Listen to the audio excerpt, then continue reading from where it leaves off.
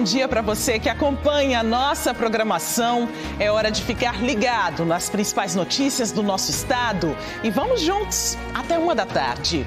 Antes de contar para você os assuntos desta edição, eu vou pedir para colocar na tela o QR Code do nosso Canal Globo. É para você participar desta edição. É só apontar a câmera do seu celular para o código e seguir para o link que vai abrir. Aí você coloca seus dados e manda mensagem, fotos, vídeos e conta o que você gostaria de ver aqui com a gente. Nossos repórteres estão prontos para levar as principais informações desta segunda-feira, que tem mudança para os passageiros do metrô. É a implantação de um cartão múltiplo. Você vai entender como vai funcionar. O mercado público de Casa Amarela é um dos principais pontos do comércio do Recife. Mas quem trabalha por lá reclama da sujeira e das constantes quedas de energia.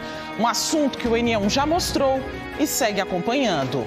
2 meses sem celular durante o período escolar e a gente vai mostrar como estão os alunos, os professores e as famílias com essa mudança que envolve todo mundo.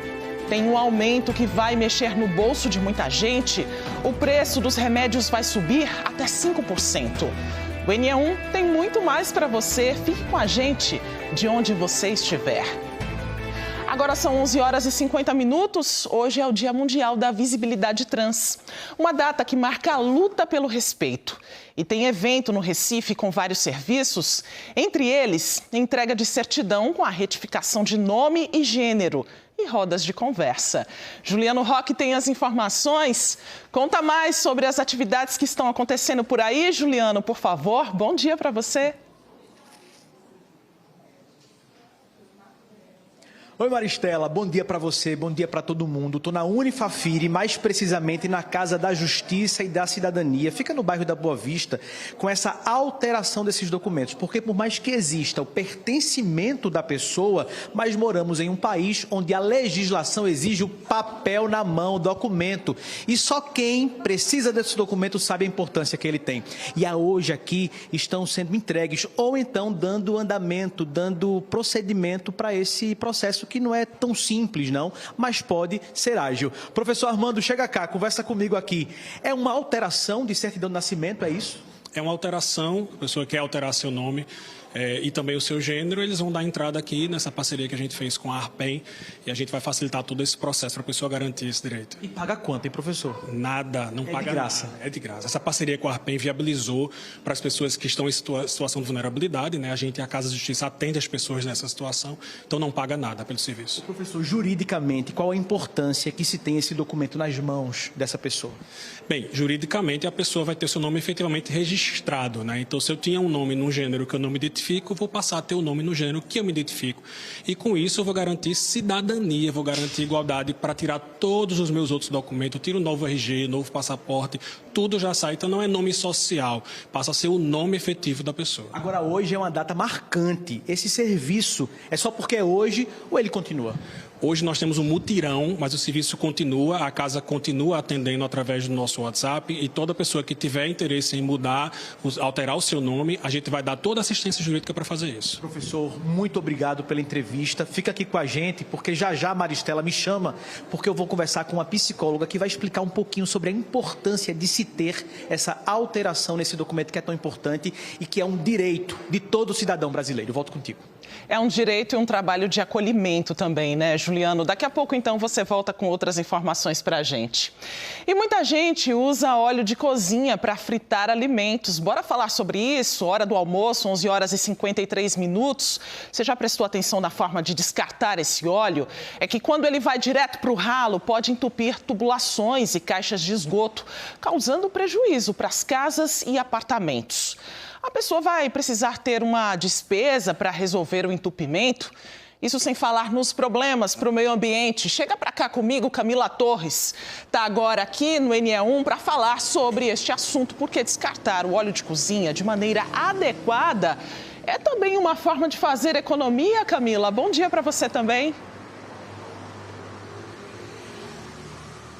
Em vários aspectos, viu, Maristela? Bom dia para você, para quem nos acompanha. Para e pensa, como é que é na tua casa ou onde você trabalha? O que é feito com o óleo depois de fazer a fritura, hein? Pois bem, ó, se ele vai pelo ralo, pode ter certeza de que ele está levando um monte de problema junto, tá? Porque o óleo, quando ele desce assim pelo cano, ele gruda no cano. E aí ele vai causando entupimento. Você vai precisar, em algum momento, trocar o cano, você vai precisar fazer a limpeza da caixa de gordura com mais frequência. Então, tudo isso, tá, gente, representa custo, né? Então, se você descarta o óleo de maneira mais consciente, você deixa de ter essas despesas. Então, essa já é uma forma de economia. E sabe o que dá para fazer com óleo? Dá para fazer sabão em barra. Então, dá para você fazer dinheiro com o óleo que você já usou. Então, essa é uma outra maneira de pensar economicamente naquilo que é sustentável também. Então, fez a fritura, espera o óleo esfriar, coloca depois num recipiente, numa garrafa PET, por exemplo, e depois, quando você já tiver uma quantidade interessante, dá para fazer sabão em barra. Dá para fazer assim de forma artesanal em casa e dá para fazer também em escala industrial. As fábricas sabem disso, as fábricas já fazem assim, Maristela. Sabão em barra que a gente vê como produto industrializado, sendo vendido em supermercado, também é feito, também pode ser feito com óleo de fritura que já foi usado. A gente preparou uma reportagem, nesta edição a gente mostra para você, Maristela. Com Camila Torres, até já então com outras informações. E o número de pessoas que moram de aluguel tem crescido ao longo dos anos em todo o país. E as dúvidas são comuns entre proprietários e inquilinos. Para evitar conflitos na justiça, é importante deixar tudo bem definido no contrato, até para estabelecer os limites dessa relação. Bruno Fontes vai explicar para a gente. Quem aluga não é dono, né, Bruno? Mas mesmo assim tem direitos e deveres, assim como o proprietário também, né? Bom dia para você também. Oi, Maristela, bom dia para você, bom dia para todo mundo. É um assunto até, vamos dizer assim, meio chato, polêmico, porque muita gente pode estar vendo agora. E aí tem um exemplo que a gente vai trazer. A pessoa que aluga, né, que é o locador, e tem também o dono, que é o locatário. Será que o locador, a pessoa que está alugando, ele pode trocar, por exemplo, a fechadura lá da entrada principal? Perdão, o locatário, que é exatamente a pessoa que está, então, alugando. Veja só, será que ele pode trocar essa fechadura, porque outras pessoas já passaram por esse apartamento? Será que o dono do apartamento vai permitir? Vai querer ter uma chave e chegar lá a qualquer hora para visitar, ver como é que estão os móveis, as pessoas que estão morando ali? Será que ele pode pedir, por exemplo, uma certidão de antecedentes criminais e pode, por exemplo, não querer que a pessoa continue? Esse dono do apartamento, depois que está alugado esse apartamento, ele pode ir a esse condomínio usar a piscina? São tantas questões que às vezes terminam então em briga, esses contratos às vezes terminam eles sem querer cumprir. Então a gente vai trazer um especialista, que é um advogado especialista em direito do condomínio, para explicar isso. Não vai ser hoje sobre reajuste, contrato, vai ser especificamente até que ponto a pessoa que alugou, ele tem direito, e também o dono do apartamento. Daqui a pouco eu trago esse assunto. Maristela. Bruno, esses direitos estão em contrato, né? Mas é importante demais a gente pensar nessas relações, né? Daqui a pouco, então, você traz um pouco mais sobre este assunto para a gente. Passageiros que usam o metrô na região metropolitana devem ficar atentos. É que tem mudança no sistema de bilhetagem. E é preciso fazer um cadastro para receber o novo cartão. Joab Alves traz os detalhes. O cartão unitário ele vale até o dia 31 de maio, tá? A partir de hoje, nessa segunda-feira, 31 de março, você que tem um cartão pode vir trocar e fazer o cadastro, que é muito importante também. Aqui ao meu lado está o Salvino Gomes, gerente de comunicação e marketing do metrô do Recife. Bem-vindo. Como é que vai funcionar esse cadastro para ter a troca dos cartões? Isso é muito importante. Você colocou muito bem. O primeiro momento é do cadastramento. Você traz um documento, o CPF, um documento com foto, e você se cadastra e recebe gratuitamente o cartão múltiplo, que é aquele que você pode botar de 10 centavos a R$600 o crédito para a sua passagem no metrô. É para o passageiro brasileiro que utiliza o metrô, comprando o seu bilhete unitário. O unitário, como você disse, vai deixar de existir no dia 1º de junho. O que acontece? Se você, assim que você se cadastrar aqui em Recife ou em Cajueiro Seco, das 6 da manhã às 8 da noite, você vai receber esse cartão e pode trazer seus cartões unitários que você tem em casa, traz para cá. Se tiver 10, por exemplo, R$ 42,50, você vai entregar a bilheteira e aí a bilheteira vai lhe entregar, vai botar o crédito no seu cartão múltiplo de R$ 42,50 e de maneira gratuita até o dia 31 de maio você vai ter a possibilidade de receber esse seu cartão sem nenhum ônus. É muito importante isso porque a população continuará usufruindo do metrô e o que é mais importante, mais agilidade e mais velocidade na hora de entrar e sair das estações. Salvino, vamos reforçar aí os locais que podem ser feito esse cadastro. Isso, na Estação Recife, de 6 às 8 da manhã, também em Cajueiro Seco, no mesmo horário. Sábado, de 6 ao meio-dia, tanto na Estação Recife, como também na Estação Cajueiro Seco funcionando. No sábado vai funcionar dessa maneira. Já que a gente está falando de cadastramento, quais são os documentos que são necessários para o pessoal trazer para cá? Olha, a sua identidade com foto, pode ser habilitação, pode ser carteira de trabalho, um documento seu com foto e o seu CPF, e você pega de maneira gratuita o seu cartão múltiplo. Muito obrigado aqui pela participação e informações importantes para o pessoal que utiliza o metrô aqui na Grande Recife. Eu volto com você no estúdio. No G1 Pernambuco, você confere outras informações sobre o cartão múltiplo, onde e como pegar o cartão de graça. O QR Code está na tela, é só apontar a câmera do seu celular.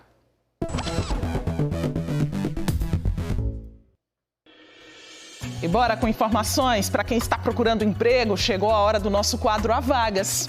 Um espaço para ajudar você a encontrar uma oportunidade de trabalho. Então fica ligado para dizer também para aquele amigo, aquele parente, aquele vizinho que está tentando uma vaga, sabe? As primeiras oportunidades já aparecem aqui na nossa tela para lanterneiro de automóveis. É para trabalhar no Recife, uma vaga. É preciso ter ensino fundamental incompleto, 6 meses de experiência, você já pode se candidatar à função. Tem vaga também para instrumentadora cirúrgica, também para trabalhar no Recife, uma vaga. Tem que ter ensino superior completo, 1 ano de experiência. Outras informações, vai lá no Go Recife. Tem vagas também para auxiliar de logística para o Recife, são 3 oportunidades.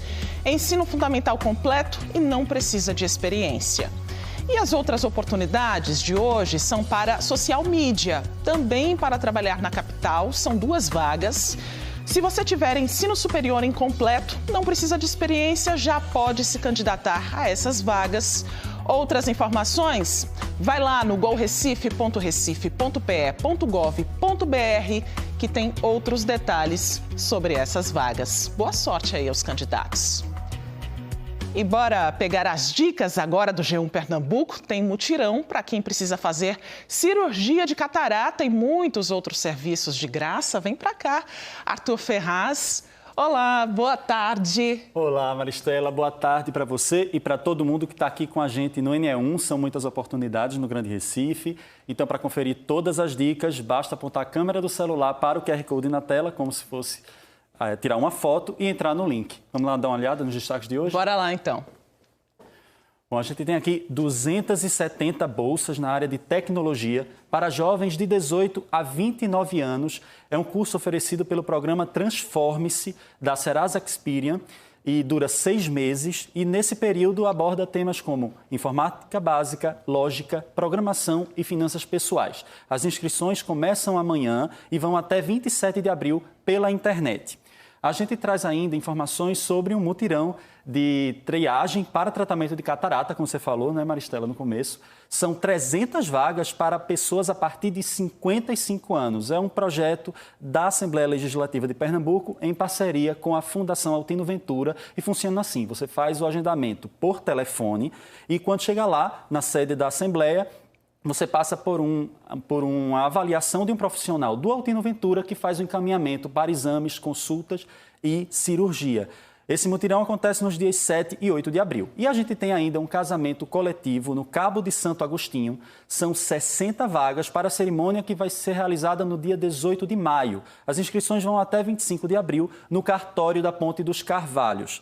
No G1, a gente traz a documentação que esses casais precisam levar para poder participar da cerimônia e também os detalhes sobre outros serviços que estão sendo oferecidos aqui na região metropolitana. Lembrando que as notícias do G1 a gente atualiza sempre no aplicativo, que é de graça, na aba Minha Região.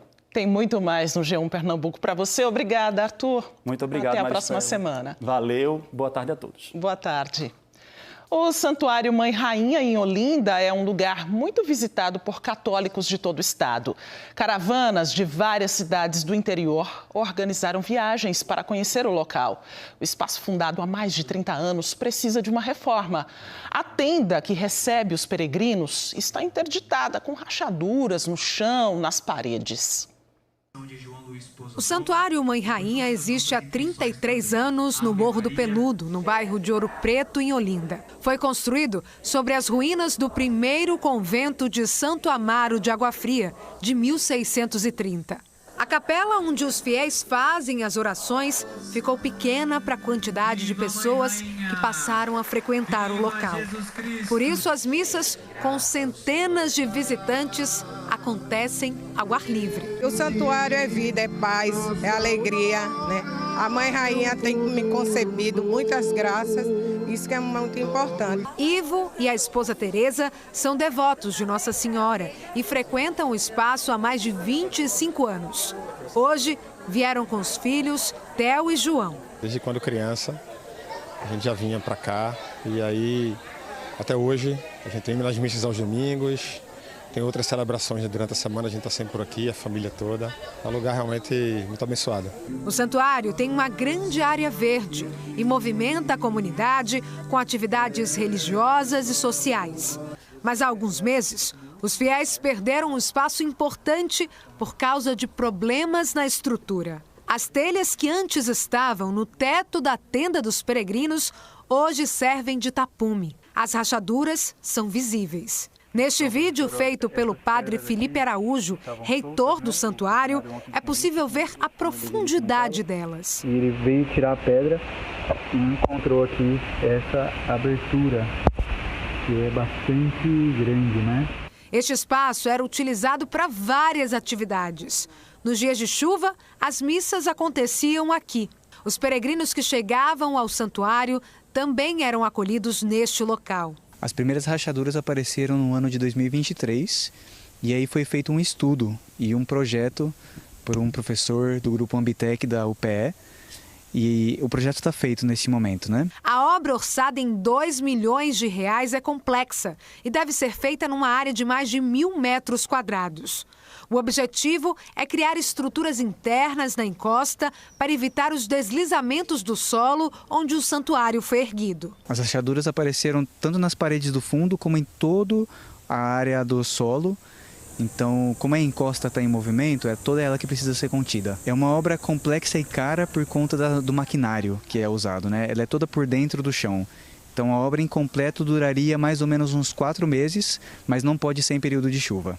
Como não há perspectiva de conseguir o valor para começar a obra, o espaço está fechado. Para não parar as missas durante o período chuvoso que se aproxima, a igreja busca arrecadar recursos para construir tendas mais fortes nesta área externa, em frente à capela. Por enquanto, no local, estão tendas provisórias. Os romeiros vêm, né, fazem suas refeições aqui, temos missas aqui em dias de chuva, tínhamos. Então, nós mesmos preferimos interditar para que ninguém consiga acessar esse lugar e corra algum perigo, né? Roberta e Adeildo estão à frente das atividades sociais do santuário, com a doação semanal de quentinhas para a comunidade. Sem a tenda dos peregrinos, o trabalho ficou bem mais difícil. Esse espaço também ele servia para acontecer os bingos, para acontecer as feiras, os bazais. É um local também que acolhia esse momento social para levarmos assistência. Então a gente está sentindo hoje uma necessidade tremenda desse espaço onde ele está interditado. Isso tem dificultado, porque inclusive em época de romaria a gente não tem como estrutura como melhor receber e nem conseguir trabalharmos com esse processo nosso de produção de alimentos, as feiras, então a gente está meio que engessado nessa situação sem a nossa tenda. A gente está tentando fazer agora, neste momento, a primeira etapa da nossa campanha, que é a campanha dos toldos. a esplanada do santuário é toda aberta, então para esse período de chuva nós estamos precisando de ajuda para adquirir toldos que possam cobrir aquela área durante todo o período da obra. Nós estamos aceitando todo tipo de ajuda que possa vir, né, tanto do poder público como do privado, empresas que quiserem nos ajudar. A gente está buscando e estamos precisando realmente para que esse santuário que tem acolhido tanta gente e que é um ponto turístico dessa cidade possa continuar acolhendo as pessoas com segurança e também com conforto. Se você quiser ajudar na obra do Santuário de Mãe Rainha, pode entrar em contato pelo telefone 98373-5322. A seguir, o mercado público de Casa Amarela é um dos principais pontos do comércio do Recife. Mas quem trabalha por lá reclama da sujeira e das constantes quedas de energia. Um assunto que o N1 já mostrou e segue acompanhando. 2 meses sem celular durante o período escolar e a gente vai mostrar como estão os alunos, os professores e as famílias com essa mudança que envolve todo mundo. Tem um aumento que vai mexer no bolso de muita gente, o preço dos remédios vai subir até 5%. A gente traz essas informações já para você depois do intervalo, agora 12:10.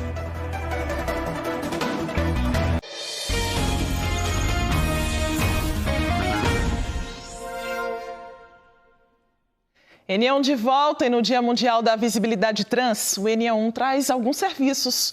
Tem um mutirão acontecendo aqui no Recife, Juliano Roque acompanha e traz outros detalhes para a gente. Precisa se inscrever para participar, Juliano? Maristela, precisa sim, traz toda a documentação. Aqui na Unifafiri, nessa sala da Cidadania e da Justiça, eles orientam tudo, quais são os documentos. E o melhor é saber que depois que a pessoa dá entrada nessa documentação, acontece uma verificação desses documentos, essa documentação vai para o cartório. Eu sei que nesse vai e vem, 7 dias, isso é o máximo, rapidinho, esse documento novo, alterado, está nas mãos das pessoas. Eu estou aqui com 2 pessoas importantíssimas nesse processo. Maia Mello, ela é psicóloga, e Diogo dos Santos, ele também vai receber essa alteração. Eu vou conversar com o Diogo, Maia, e já a gente puxa também a conversa, porque assim, bora tentar fazer assim esse bate-papo entre os 3. E como é que está aí o coração nessa expectativa para poder pegar esse documento que você sempre sonhou? A expectativa está muito grande. Quero dizer que eu estou muito feliz e agradecida à Fafiri também. A importância da nós pessoas transgêneras, existir. Nós não podemos ser apagados da sociedade, nós existimos. E aqui eu fui bem acolhido, bem recebido. E é assim que a gente merece ser tratado todos os dias. Igual a todos, com respeito. Ô Diogo, já eu falo mais contigo, porque eu vou esticar aqui esse papo entre nós 3. Maia, uma palavra que Diogo falou chamou muito a minha atenção. Existir, né? Sem o documento aqui no Brasil, por mais que exista o pertencimento, o lado pessoal, né, e psicológico, existe a legislação que exige o documento, né? Por que isso é tão importante? Por que isso mexe tanto com as cabeças da pessoa trans? Isso é muito importante porque isso dignifica a nossa existência. De fato, a palavra existir pesa bastante porque ela lembra a gente e convida vocês a olharem para a gente como de fato existimos. Nós não existimos antes da retificação como os documentos indicam. E a importância de receber esse documento é também dignificar e validar a forma como eu me ponho no mundo. Também é uma forma de me proteger, de nos proteger enquanto pessoas trans de violências. A gente não quer ser invalidada e invalidados constantemente. E quando a gente entrega um documento que não foi retificado, a gente é. Exatamente. É muito forte. Diogo, você já sabe o que vai fazer. Quando tiver o documento assim nas mãos, qual vai ser a primeira atitude, a primeira ação? Já passou isso na tua cabeça? Sim. De felicidade de poder frequentar os lugares sem ser desrespeitado. E também vai passar a não ser mais um nome social, vai ser um nome de registro. E como o nome de registro é importante para a tua vida pessoal, né?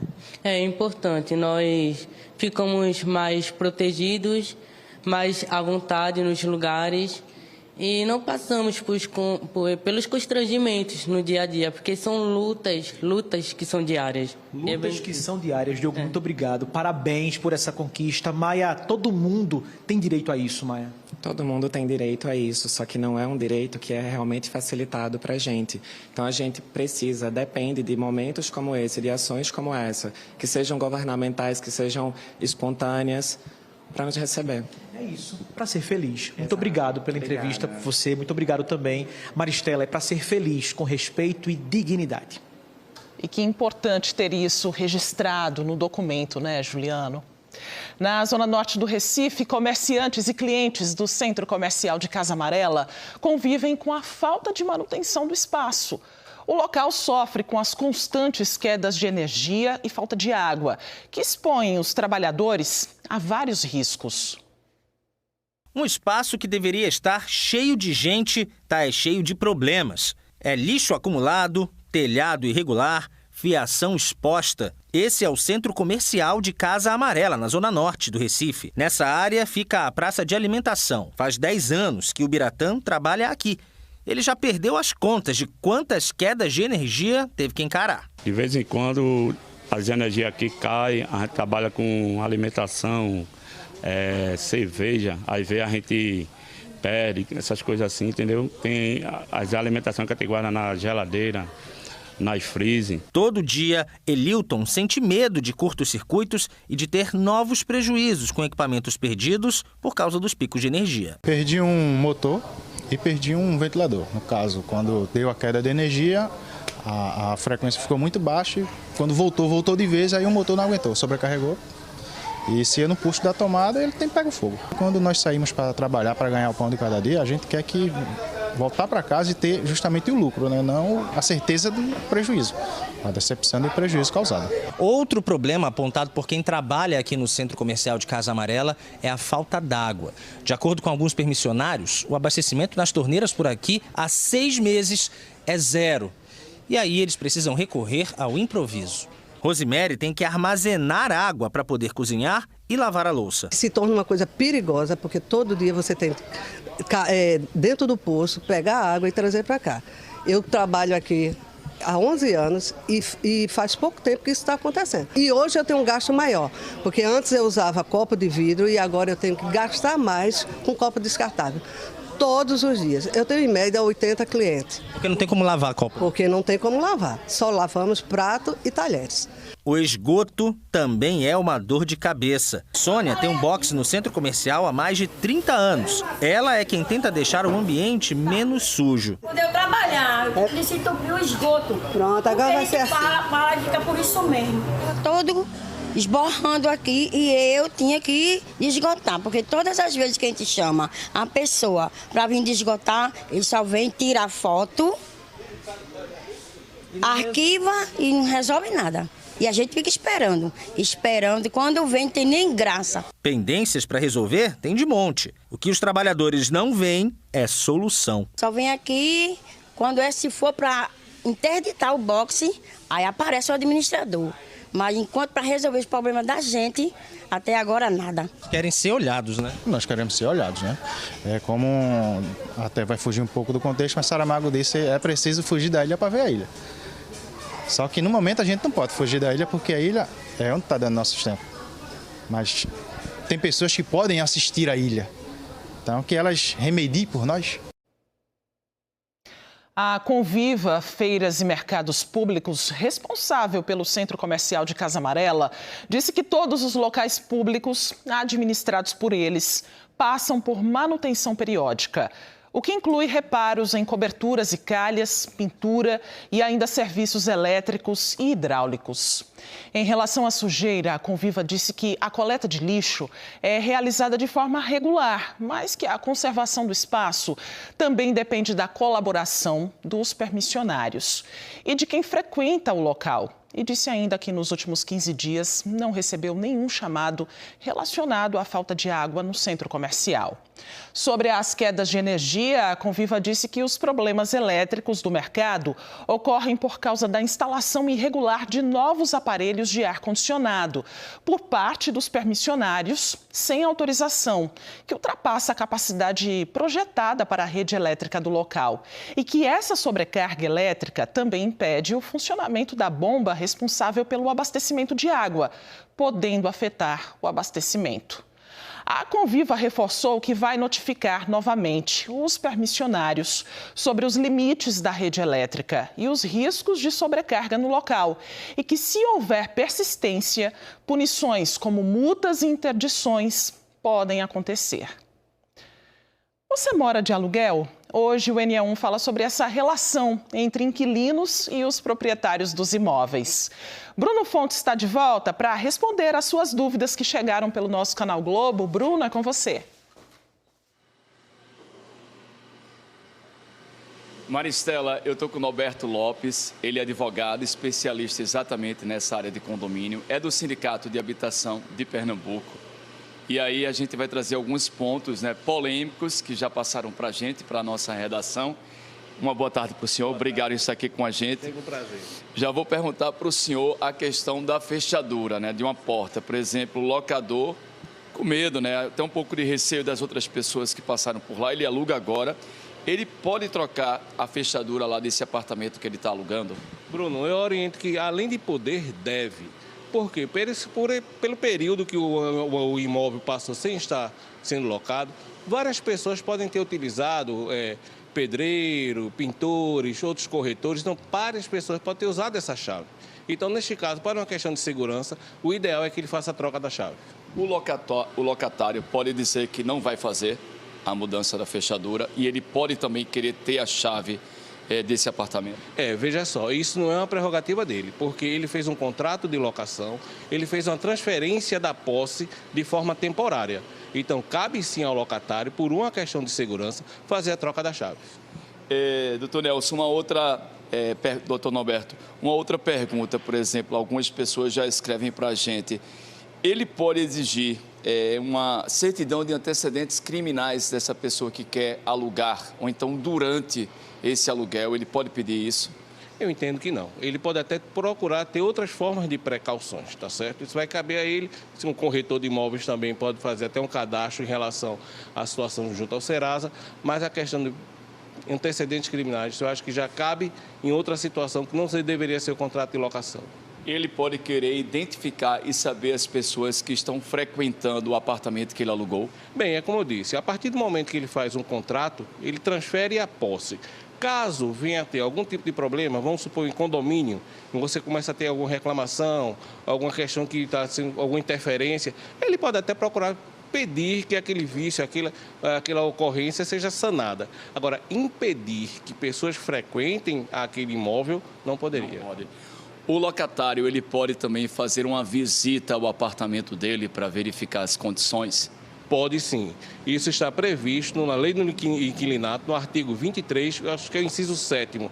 Ele pode, claro, no contrato de locação, vai estar falando sobre uma prévia notificação, que também tem essa previsão na lei. Então, aí sim, é um direito do locador. E, nesse caso, ele agenda essa visita, ele pode chegar lá de repente? Como é que deve ser, então, essa relação? A previsão legal já diz que tem que ser previamente avisado, porque senão ia ficar uma situação muito inconveniente para o próprio locatário. Muitas pessoas também querem saber sobre isso. Ele alugou. Certo. Ele pode frequentar ainda, por exemplo, usar salão de festa, piscina, o campo de futebol. Ele pode, então, ele ainda tem direito a usar as áreas comuns do prédio ou um condomínio?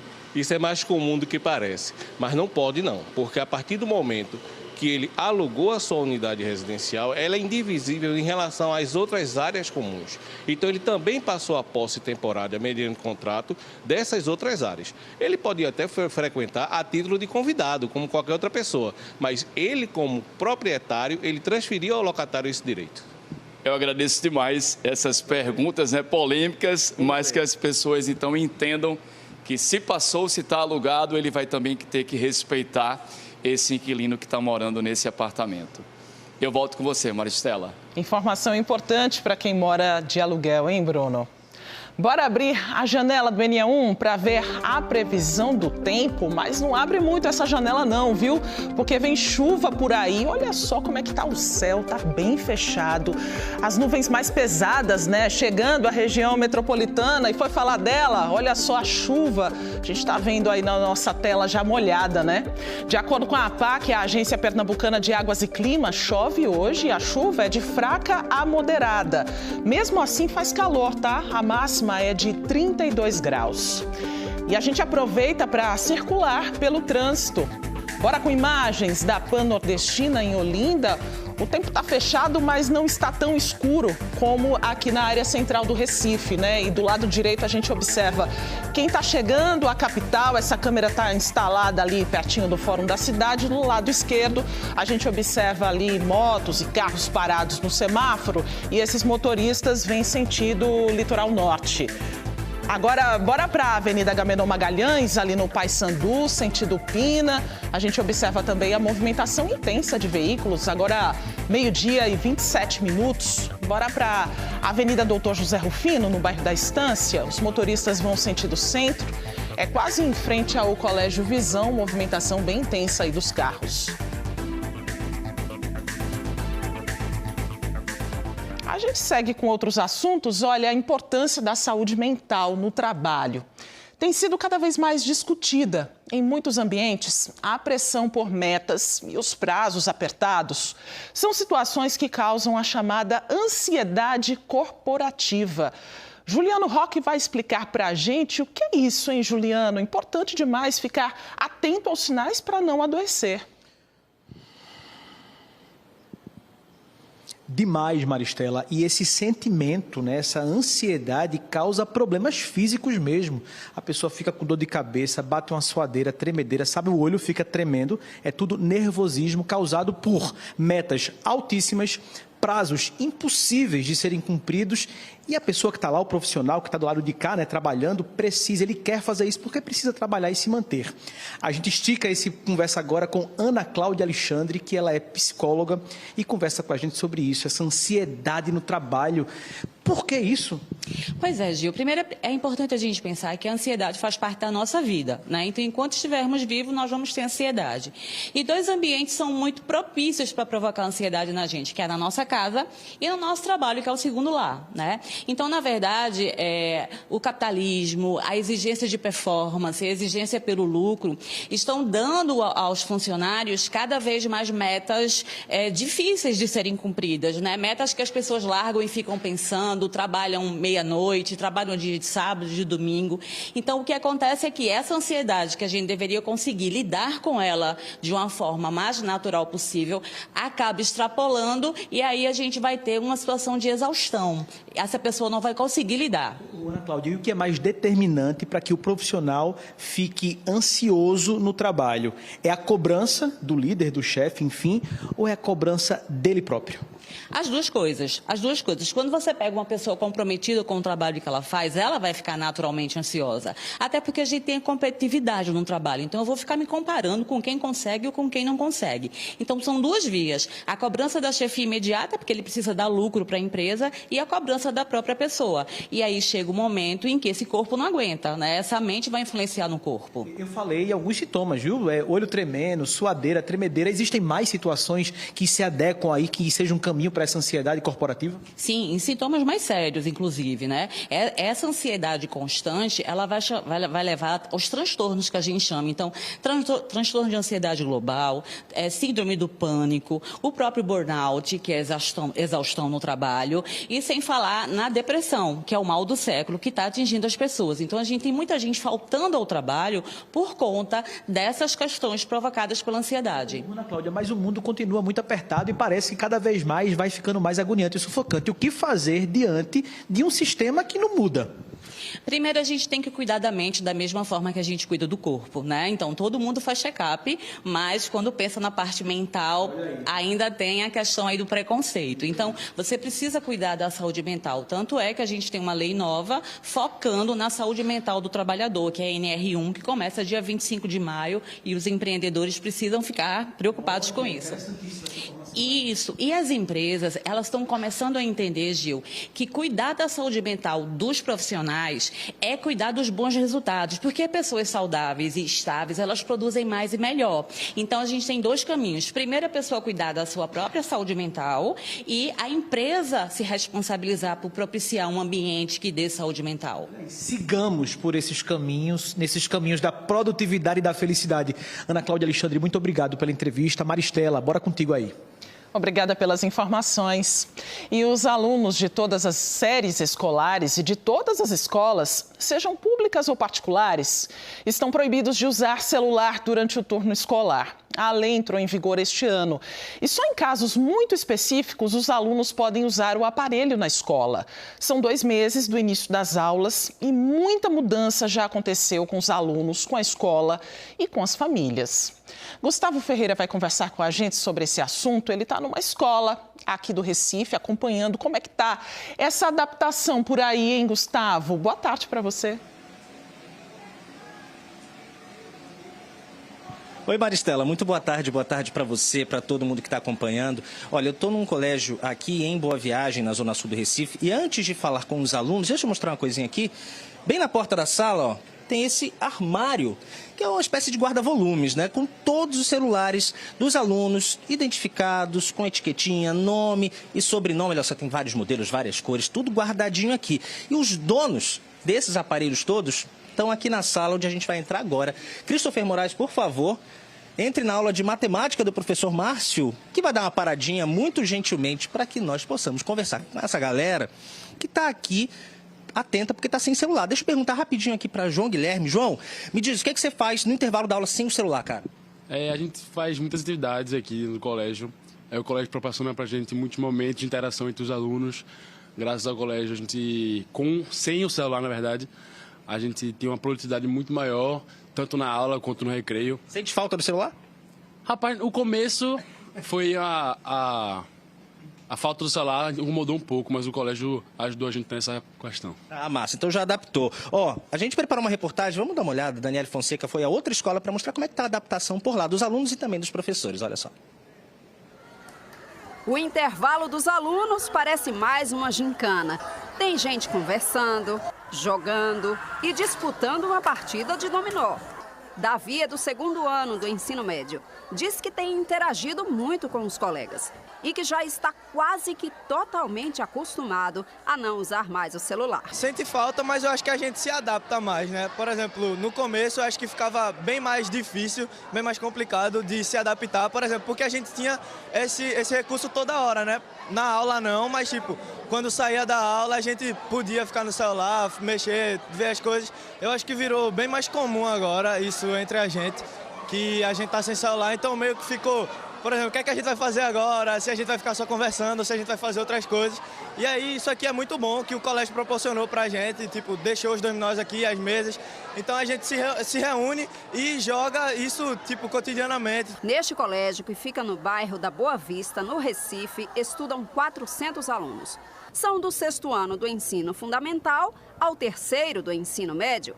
Há pouco mais de 2 meses, os estudantes não usam mais celular nas instituições de ensino públicas ou particulares, de acordo com uma lei federal. A determinação está em vigor desde o início do ano letivo. Vale tanto para a sala de aula quanto para as outras dependências, como no pátio. A restrição já faz parte do cotidiano. Elizabeth contou que está acostumada. Eu não estou sentindo tanta falta, porque é algo que não impacta tanto nas minhas atividades dentro da escola. Mas assim, em geral, está sendo uma boa adaptação, até porque ano passado a escola tinha adotado uma caixa, então está sendo super tranquilo, super normal. Durante o intervalo das aulas, os amigos jogam de verdade, com bola. Muitos dos alunos só faziam isso, interagindo com uma tela. Alguns dos adolescentes ainda sentem falta do dispositivo em alguns momentos. Foi uma mudança muito radical, porque de toda forma, muita gente precisa, como eu falei antes, precisa falar com os pais, precisa fazer vários Pix para cantina, para comprar alguma coisa para lanchar. Mas foi meio assim, alguma parte foi bom de todo jeito, porque a gente precisa ter tempo para cada coisa, separar o tempo para estudar, para fazer várias coisas. Aí foi bom nesse sentido, para a gente focar mais nos estudos e interagir mais com todo mundo. Este professor disse que tem observado uma mudança significativa na atenção e no aprendizado dos meninos e meninas. E também uma maior interação entre esses jovens. Antes de ter essa restrição, antes de saber de que ia acontecer, a gente já vinha fazendo esse tipo de restrição de celular. Em sala de aula, por exemplo, a gente não deixava que um aluno pudesse usar. Então a gente já tinha armários dentro das salas para que eles colocassem o celular lá e não pudessem usar. E hoje, aí a gente percebe essa interação social, que é isso que vocês estão vendo aqui, por exemplo. Existia, mas a gente via com menos frequência. Na sala de aula, os celulares ficam num armário que a escola disponibilizou. Quem quiser pode deixar na mochila, desde que não pegue no aparelho. Apenas em casos excepcionais, esse contato com o aparelho é liberado. Desde o início, Túlio aprovou a medida. Acha que todo mundo sai ganhando. Sinceramente, não vai influenciar muito, porque a gente pode pegar o celular quando sair da escola. Então, vai ser muito bom a gente não ter o celular na escola, porque a escola é lugar de aprender. Porque se tivesse o celular na escola, seria como a antiga escola, que ficavam jogando no meio da sala de aula. Tipo, as pessoas da frente ficavam assistindo e o do fundo ficava jogando.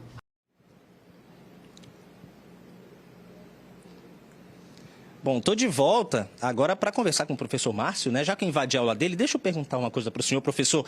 Qual é a sensação de estar aqui desse lado e olhar para os alunos, nenhum com o celular na mão? É diferente, né? Rapaz, vou dizer uma coisa, viu? Eu tô no céu.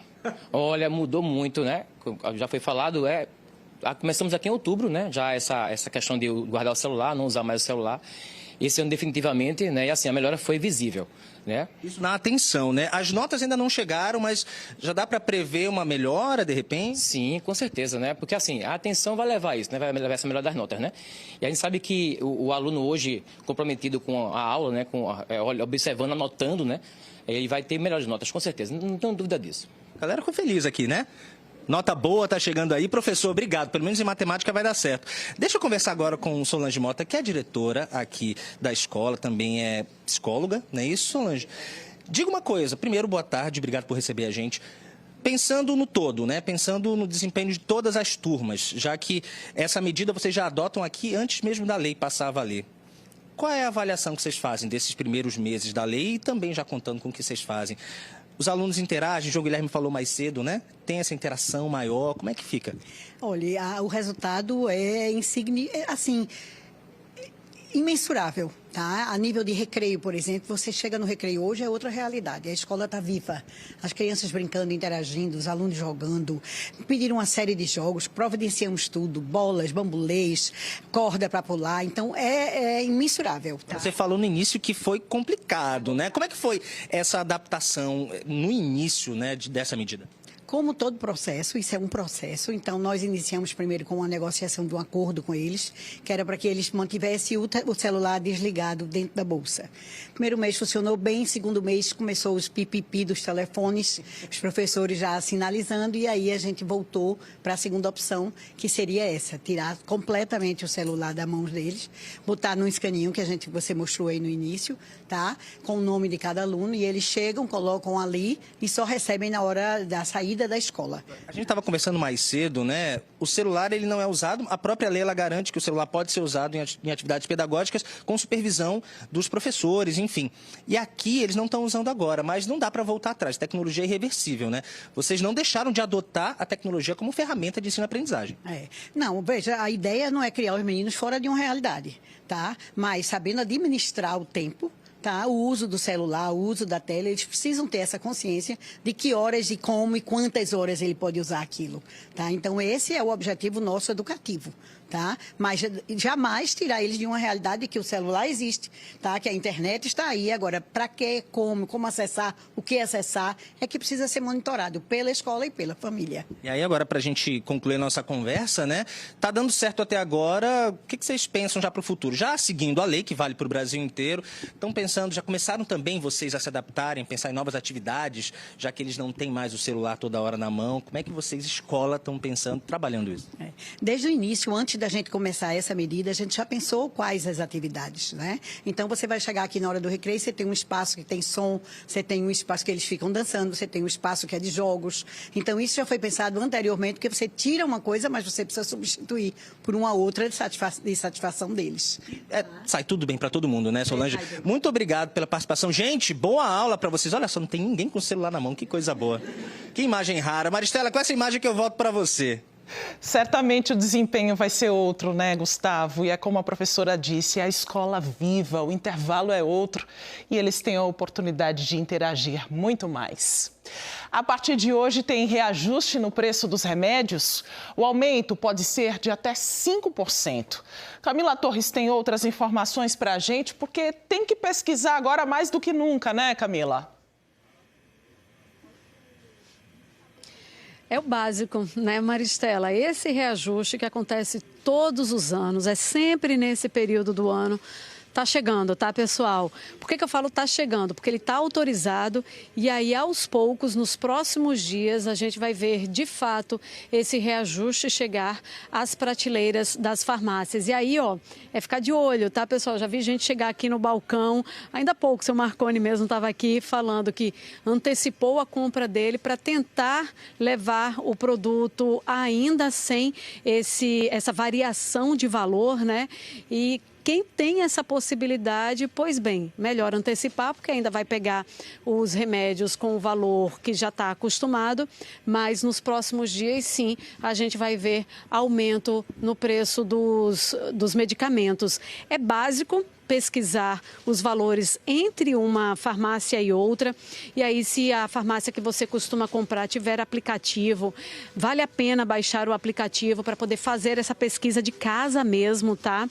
E aí, baixa o aplicativo da farmácia que você costuma usar, mas baixa de outras também para você fazer essa comparação já de casa. Se você tiver a oportunidade de ir à farmácia também, faz essa pesquisa, mas quando você estiver dentro da farmácia, faz a pesquisa com o farmacêutico também, para você pesquisar a diferença de preço dos medicamentos dependendo de laboratório, tá, pessoal?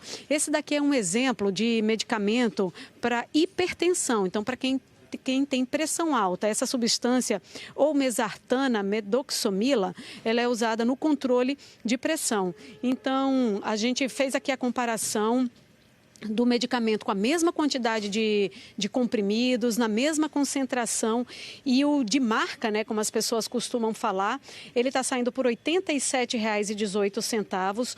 O similar, ele sai por R$ 52,82 e o genérico por R$ 39,59. É menos da metade do preço. Deixa eu aproveitar que Aldo César, que é o presidente do sindicato dos farmacêuticos aqui do estado, está comigo, para explicar a diferença entre o de marca, o similar e o genérico. Aldo, boa tarde. Boa tarde a todos. É importante, né, na procura do medicamento, verificar, de acordo com a prescrição, a diferença, né? E aí em cima, dentro da mesma farmácia, vamos ter o medicamento que é de referência, que é de marca, que foi o primeiro patente que tem um controle já bem definido. Tem um controle de qualidade, sabemos da sua biodisponibilidade, sabemos também da sua potência farmacológica em agir. E daí, em cima disso, vão ter os genéricos e os similares. Os similares têm a mesma concentração, os genéricos vão ter a mesma concentração, o mesmo princípio ativo. Qual a importância? O similar não tem os testes de bioequivalência e biodisponibilidade. Quer dizer, vai ter o princípio ativo, vai ter tudo adequado, mas a importância é que a biodisponibilidade e a bioequivalência não está comprovada. Já o genérico, sim. Então, a gente sempre recomenda como profissional de saúde, procure seu farmacêutico para explicações devidas, Vá na farmácia, solicite, porque não é só o preço, também tem a qualidade. É isso. Quanto mais informação você tiver, melhor fica a sua pesquisa, melhor fica a sua decisão na hora de gastar o seu dinheiro, na forma de gastar o seu dinheiro, Maristela. Fim de mês e muita gente comprando remédio nas farmácias, né, Camila? E o reajuste no preço dos remédios também é um dos assuntos do Jornal Hoje. Boa tarde, Trali. Olá, boa tarde. A semana começa com o último dia de março e o mês de abril já vai mexer com o seu bolso. A gente vai trazer logo mais o JH, o impacto do aumento que o governo acabou de autorizar no preço dos remédios. A alta vai ser de até 5%. Você sabe bem como está difícil comprar medicamentos. É entrar na farmácia e tomar um susto atrás do outro. Por essas e outras, que tem mais de 70 milhões de pessoas no Brasil com dificuldade para pagar dívidas.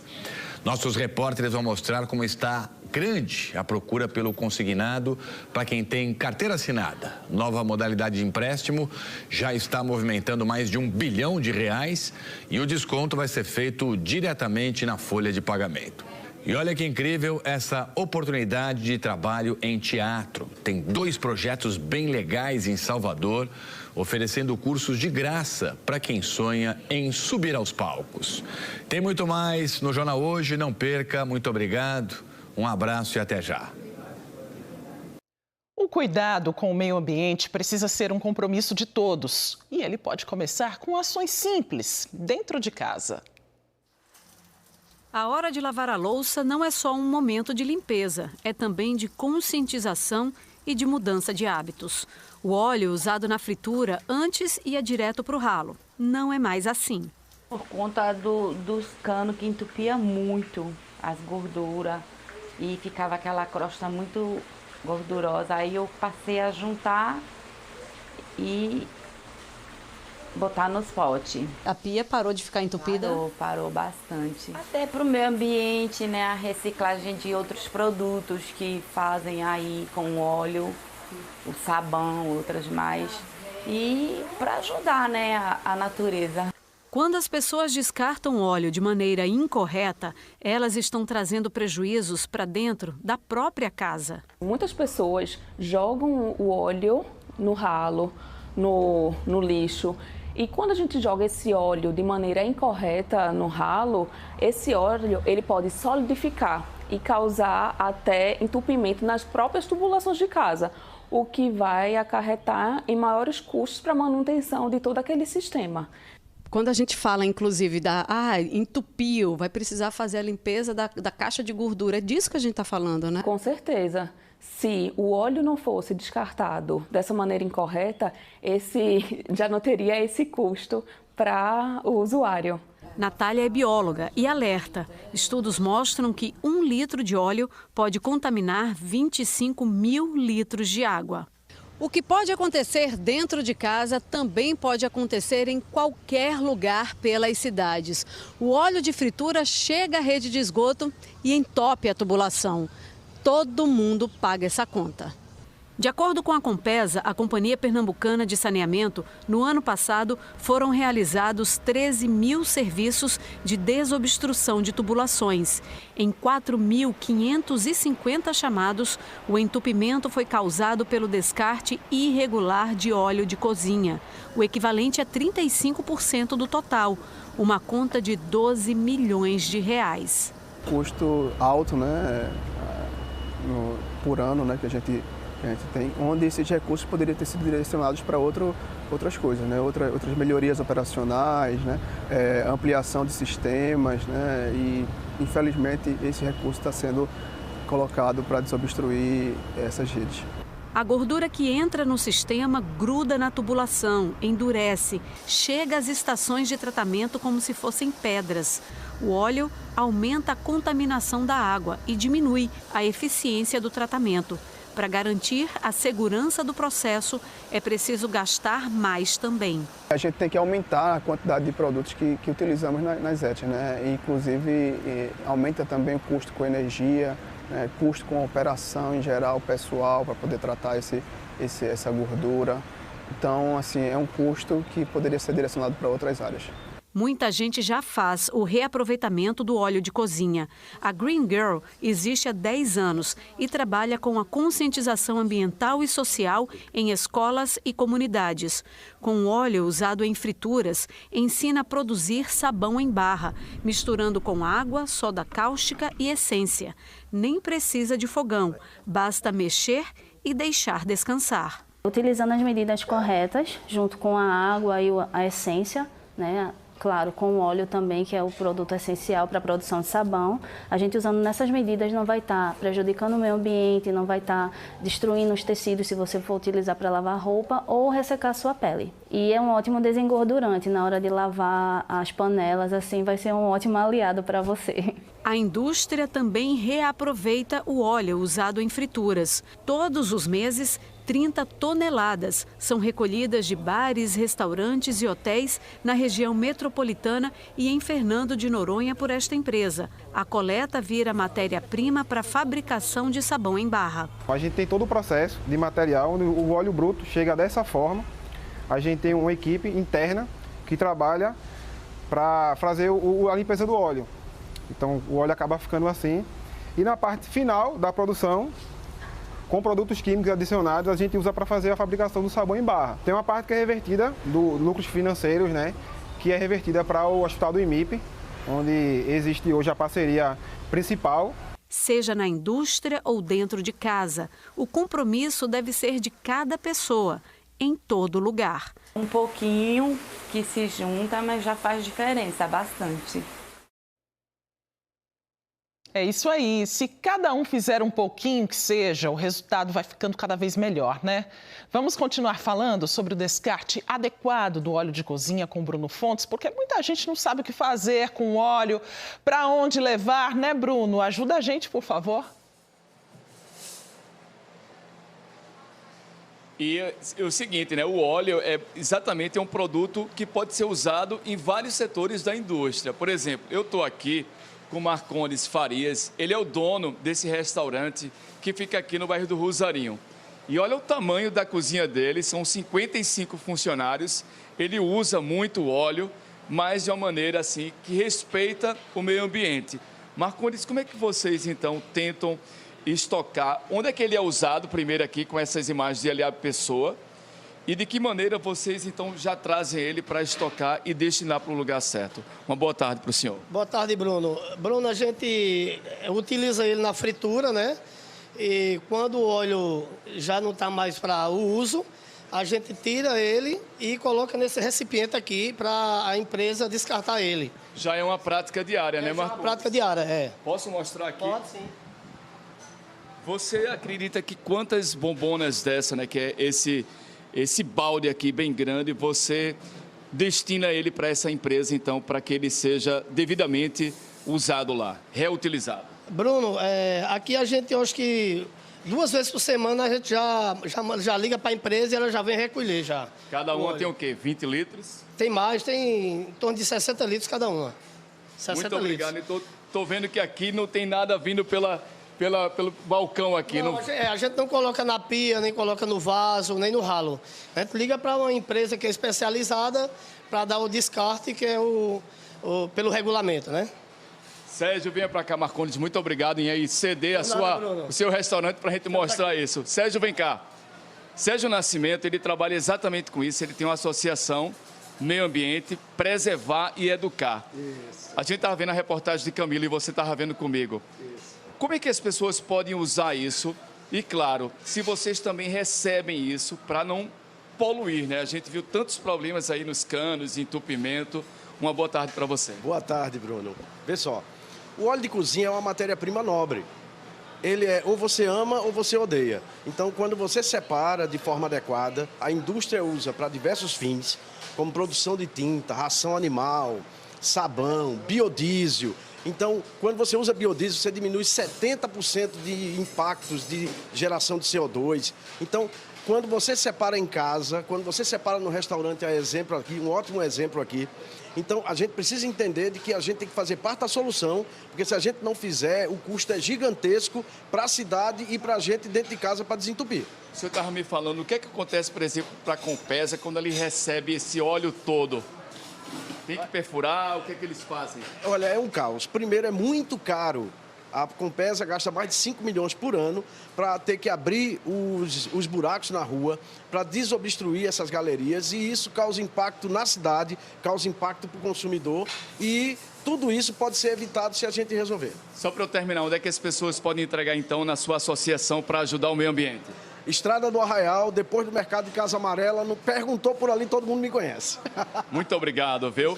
É isso, Maristela, o uso certo, então, para gerar renda e também não prejudicar o meio ambiente. Eu volto com você. Uma iniciativa sustentável, né, Bruno? Legal demais a gente mostrar isso aqui. O Conselho Federal de Farmácia publicou uma resolução que autoriza farmacêuticos a prescrever medicamentos, incluindo aqueles que exigem receita médica. A gente vai entender como vai funcionar com Camila Torres. Camila. E com a ajuda de Aldo César Passilongo, ele que é o presidente do Conselho Regional de Farmácia aqui em Pernambuco. E eu já queria começar entendendo o seguinte, Aldo, porque a gente já via os farmacêuticos fazendo a orientação das pessoas na farmácia. Com essa regulamentação, então, o que muda nesse atendimento? Boa tarde de novo. Boa tarde. Ponto. Tem uma mudança bem significativa de aprimoramento e cuidado com a saúde. Por quê? Uma coisa é a dispensação, o uso racional, né, de medicamentos, as orientações adequadas que o farmacêutico presta no momento lá da dispensação, da entrega do medicamento. Agora não, temos o dever, né, de dar a orientação e ainda podemos fazer a prescrição farmacêutica, né? A prescrição farmacêutica já é realizada desde 12 anos atrás pela 12021, a lei federal, mas agora nós podemos fazer de medicamentos tarjados, aqueles encontrados atrás do balcão, que é a diferença, mas não é qualquer farmacêutico. Ele vai ter que solicitar o RQE, que é o Registro de Qualificação, né, de Especialidade. Ele vai ter que ter, fora a graduação, uma pós-graduação, uma residência, né, um mestrado na área, e aí ele solicita ao Conselho Federal, verificado pelo Conselho Regional, e aí vai ter um número de RQE, que é esse de especialista, que habilita a prescrição e a farmácia clínica. Então, a prescrição é só pelo farmacêutico com essa especialização. O Conselho de Medicina é contra essa regulamentação, né? Diz que a prescrição é uma atividade médica e não do farmacêutico. E eu queria até entender, assim, como é que vai ser feita essa prescrição? É chegar no balcão, apresentar a queixa ao farmacêutico e já ter a prescrição da medicação necessária? Não, de forma alguma. Porque dentro dos critérios da prescrição, de forma geral, por qualquer categoria, tem que ser de forma individualizada, dentro de um consultório, e nesse caso vai ser um consultório farmacêutico, desatrelando na dispensação. Então, a pessoa vai no consultório farmacêutico, que é individualizada, totalmente adequada, faz a anamnese, e não é também para qualquer tipo de medicamento. Então, o que se vê é uma prescrição onde vai sair com todos os dados que a vigilância sanitária, né, tem que ter na prescrição, e aí dentro, no balcão, ocorre a dispensação. E aí são momentos diferentes e ele também não tem que estar atrelado à farmácia. Aquela farmácia que tem aquele consultório ou coisa, não se atrela, são totalmente diferentes, ele pode ir em qualquer outro. E aí vai dentro das normas. O importante também mencionar que sempre está lá na resolução que tem critérios, que é os protocolos já afirmados dentro das prescrições e patologias que há e resoluções que ainda vão ser determinadas que garante esse farmacêutico fazer a prescrição. Aldo, muito obrigada pelos esclarecimentos. Então, gente, não é todo farmacêutico, tem que ser o farmacêutico com a especialização, não é para todo remédio, é para o remédio que já está previsto em protocolo. E o que está mudando, como o Aldo explicou, é que os farmacêuticos que já faziam o acompanhamento de alguns medicamentos, agora têm a autorização para prescrever alguns dos medicamentos que estão atrás do balcão também. Maristela. Vamos ver então como tudo isso vai funcionar na prática, né, Camila? Obrigada pelas informações.